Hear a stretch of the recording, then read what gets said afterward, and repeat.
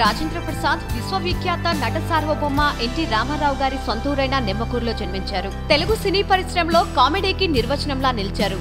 1991లో ఎర్రమందారం సినిమాకు గాను మొదటిసారి నంది అవార్డు అందుకున్నారు.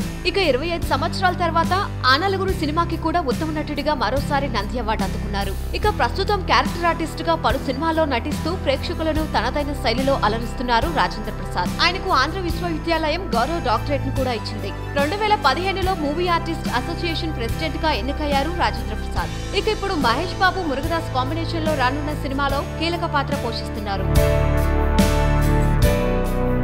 ఇక రాజేంద్ర ప్రసాద్ తనయుడు బాలాజీని చూస్తే అచ్చం తండ్రి పోలికలతో స్మార్ట్ గా ఉండి ఎందుకు హీరో కాలేదు అనిపిస్తుంది. ఫిబ్రవరి 2, 2015లో బాలాజీ వివాహం శివశంకరితో జరిగింది. అయితే తాజా సమాచారం ప్రకారం బాలాజీ కూడా తండ్రి బాటలోనే సినీ రంగ ప్రవేశం చేస్తున్నాడు అని టాక్. అతను మంచి పాత్రలో ఎంటర్ అయ్యి తండ్రిలాగే మంచి పేరు తెచ్చుకోవాలని ఆశిస్తున్నాడు. So all the best Balaji.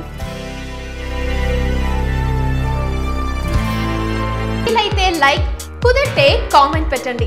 ఇలాంటి ఇంట్రెస్టింగ్ బ్రేకింగ్ బిగ్ న్యూస్ మాకు తెలిసిన వెంటనే మీకు తెలియజేస్తాం.